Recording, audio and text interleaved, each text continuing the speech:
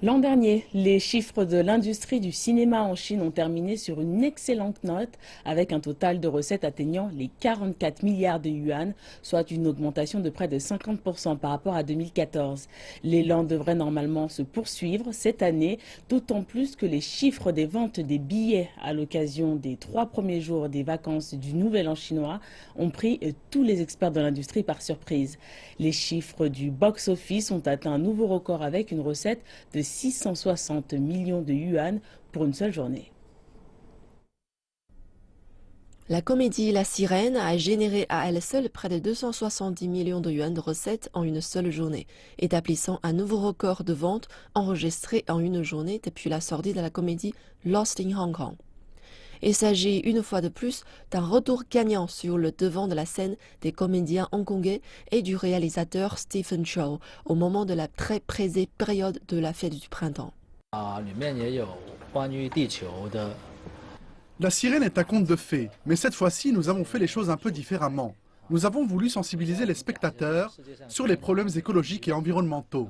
Tout d'abord, nous avons voulu assumer le fait que les sirènes existent vraiment dans le monde.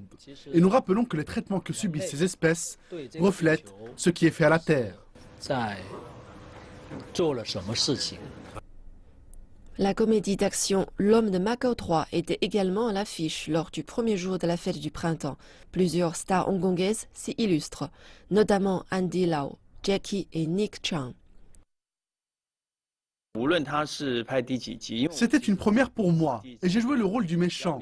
Mais fondamentalement, il s'agissait bien d'une comédie avec son lot de fantaisie et de dynamisme. On passe un agréable moment en la regardant. Année du singe oblige, un film sur ce thème en particulier devait forcément être à l'affiche. Le film d'action fantaisiste Le Roi Singe 2 offrait aux cinéphiles la possibilité de redécouvrir sous un nouvel angle l'histoire chinoise classique du roi singe. La performance de la célèbre actrice chinoise Gong Li, jouant le rôle de la Dame Blanche, a été largement saluée par la critique. L'attitude de la Dame Blanche est si particulière, il est même difficile de la voir respirer.